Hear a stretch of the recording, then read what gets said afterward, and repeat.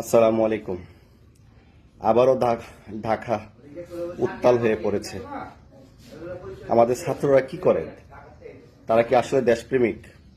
নির্বাচনকে বানচাল করার এটি তো একটা সুযোগ, তাই না? আমি বারবারই বলেছি বাংলাদেশে নির্বাচন নাও হতে পারে। তারই একটা নমুনা আজকে 7 তারিখ 12 তারিখ নির্বাচন হবে। আর এই পরিস্থিতির উসমান হাদির বিচার চাচ্ছে। একটা কথা বলি সবাইকে, উসমান হাদির বিচার বাংলাদেশে কতবার চাওয়া হয়? এই পর্যন্ত শত শতবার চাওয়া হয়েছে। সারা বাংলাদেশের মানুষ চায় উসমান হাদির বিচার হোক, আমরাও চাই। দৃষ্টান্তমূলক শাস্তির দাবি জানাচ্ছি।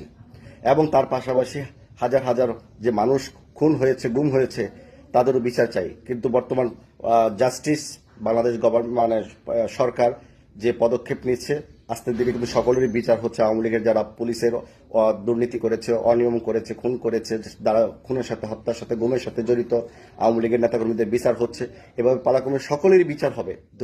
ধৈর্য না ধরলে কোনো কিছুই সফল পাওয়া যায় না। তা আমি ইনকলাব মঞ্চের নেতাকর্মীদেরকে বলবো, উসমান হাদির বিচার বাংলাদেশের সকলেই চেয়েছে। কিন্তু এখন যে বাংলাদেশে যা আমরা দেখছি, সবকিছু খালি উসমান হাদির ইস্যু নিয়েই মানুষকে এখন বেশি একটা বিভ্রান্তের মধ্যে পড়তে হচ্ছে। এটা কিন্তু ঠিক না। আমি এই যে এখন আবার কালকে দেখলাম জামাতে ইসলাম একটা স্কুলের মধ্যে গেট ভেঙে, বড় গেটটা ভেঙে পরীক্ষা চলাকালীন অবস্থায় তারা সমাবেশ করবে মাইকের সাউন্ডে। কোনো শিক্ষার্থী কলেজে স্কুলে থাকতে পারতেছে না, তারা বেরিয়ে গেছে। আজকে এই সুশীল সমাজগুলো কোথায়? আজকে যদি এগুলো বিএনপি করতো, আপনারা তুলপাল করে দিতেন। কিন্তু বিএনপি চুপ আছে, ছাত্রদল চুপ আছে, যুবদল চুপ আছে, সবাই চুপ করে আছে। কারণ তারা চায় শান্তিপূর্ণভাবে দেশটাকে গঠন করার জন্য। তারা উচ্ছৃঙ্খল কোনো কিছু করতে চায় না। আপনারা কোন দিকে প্লাবিত হচ্ছেন একবার চিন্তা করে দেখেছেন? আজকে যদি বিএনপি মাঠে নামে, ছাত্রদল প্রতিবাদ করে, তো এটার অ্যাকশনটা কোথায় যা দাঁড়াবে?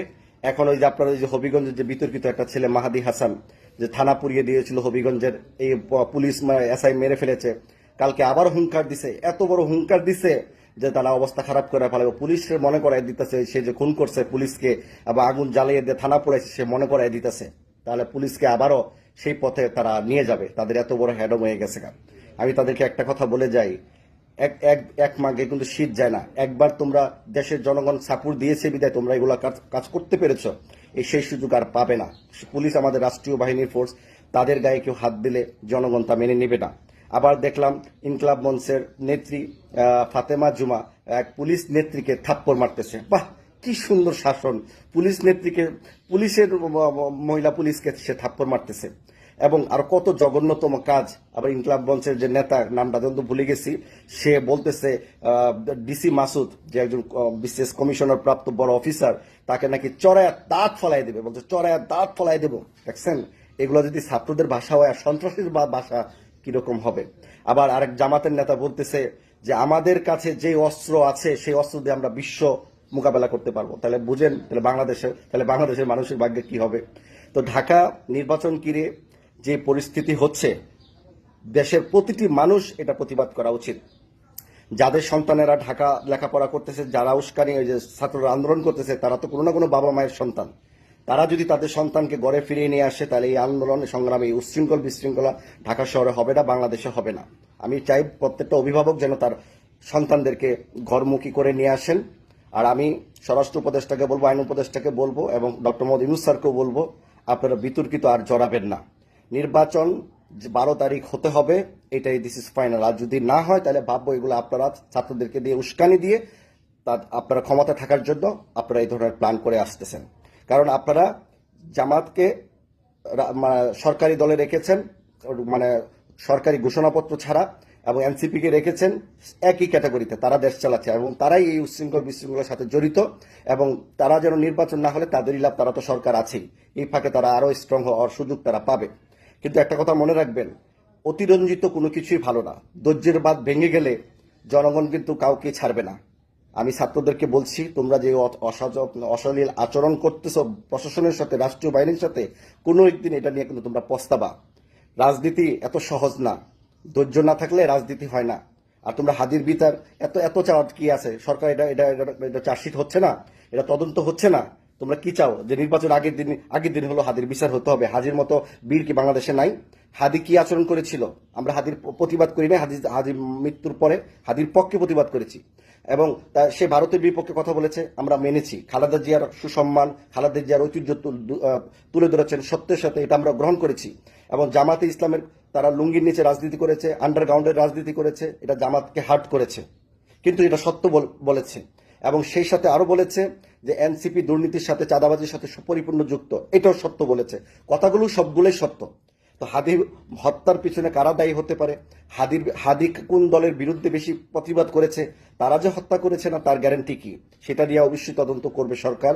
যদি এই সরকার না করতে পারে, একজন দলীয় সরকার যখন আসবে তার উপর সেটা অকৃত দায়িত্ব হয়ে পড়বে।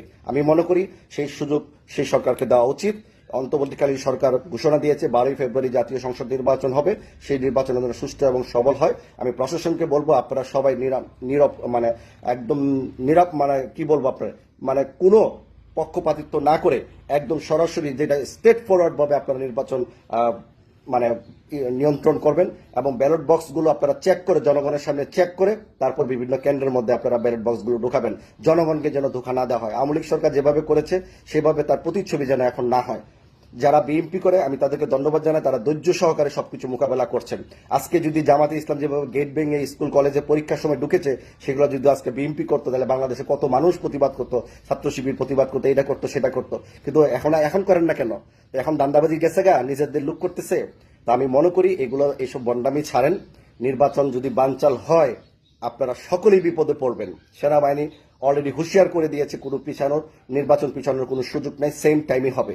আর সেনাবাহিনীর পাশে আমরা আছি, বাংলাদেশের জনগণ আছে, আমরা সাধারণ জনগণ থাকবে, রিটায়ার্ড পার্সন সোলজাররা থাকবে, বাংলাদেশের সকল রিটায়ার্ড পার্সন প্রশাসন থাকবে।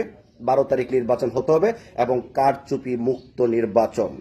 কোনো ছাত্ররা যদি অশালীল কোনো কাজ করে তাহলে তাদেরকেও বিচারের আওতায় আনতে হবে।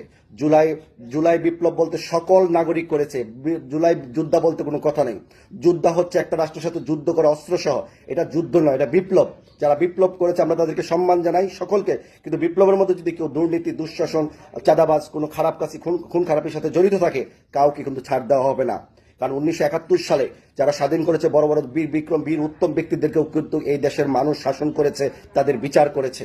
আপনারা ভুলে গেছেন যে আপনারা এই যে খালেদ মোশাররফ জিয়া রহমানকে যখন গ্রেফতার করেছিলেন, খালেদ মোশাররফ কেন গ্রেফতার করেছিলেন? তারা সে ভারত এবং বাংলাদেশকে এক করার প্ল্যান করেছিলেন। যেদিন জিয়া রহমানকে গ্রেফতার করা হয় সেদিন কিন্তু ব্রিগেডিয়ার জেনারেল খালেদ মোশাররফ বীর উত্তম তার বোনের বাড়িতে ভারতীয় পতাকা টাঙানো হয়েছিল। তারা জানে যে ভারত বাংলাদেশ এক হয়ে যাবে। সেখানে জিয়া রহমানকে উদ্ধার করে বিভিন্ন ব্যাটালিয়ান সৈনিকরা তাকে উদ্ধার করে বিভিন্ন আর্মির অফিসারদেরকে হত্যা করা হয়েছে। তারাও কিন্তু মুক্তিযোদ্ধা ছিল, বীর খেতাবপ্রাপ্ত ছিল। অন্যায় করলে, রাষ্ট্রের বিরুদ্ধে গেলে তার বিচার হতে হবে। সে যত বড়ই মুক্তিযোদ্ধা থাকুক, বীর খেতাবপ্রাপ্ত থাকুক, আর বিপ্লবের নেতাকর্মীরাই থাকুক না কেন, বিচার বাংলাদেশের মাটিতে হবে, কারণ আইনের ঊর্ধ্বে কেউ নয়। ধন্যবাদ সবাইকে। আমি চাই বাংলাদেশে 12 তারিখ নির্বাচন হবে এবং বাংলাদেশে যারা উচ্ছৃঙ্খল বিশৃঙ্খল করছেন আপনারা সকলে সাবধান হয়ে যান। নিজের জীবনের নিরাপত্তা নিজেই দিতে হবে। রাখুন, এই জীবন চলে গেলে আর কেউ পাবে না। আপনার জীবন চলে গেলে আপনার বাবা মা কাঁদবে, ভাই বোন কাঁদবে, ফ্যামিলি ধ্বংস হয়ে যাবে। এই কথাটা বলার কারণ হচ্ছে কি জানেন? আপনারা অন্যায়ভাবে কোনো কিছু চাইবেন না, সত্যের জন্য চাইবেন। আমরা আপনার পাশে থাকবো। হাদি হত্যার আপনারা এই পর্যন্ত কতবার বিচার চেয়েছেন? হাদির মতো বাংলাদেশের নেতাকর্মী মারা যায় নাই? সরকারও প্রতিশ্রুতি দিয়েছে বিচার করবে। অন্তর্বর্তীকালীন সরকার না করলে জবাব দিতে সরকার, জাতীয় সরকার, দলীয় সরকার হবে, তারা বিচার করবে। এই পর্যন্ত আপনাদেরকে অবশ্যই অপেক্ষা করতে হবে। ধন্যবাদ সবাইকে। সবাই লাইভটা শেয়ার দিবেন এবং এই প্রতিবাদে সকলে অংশগ্রহণ করবেন, প্রশাসনের পাশে থাকবেন। আসসালামু আলাইকুম।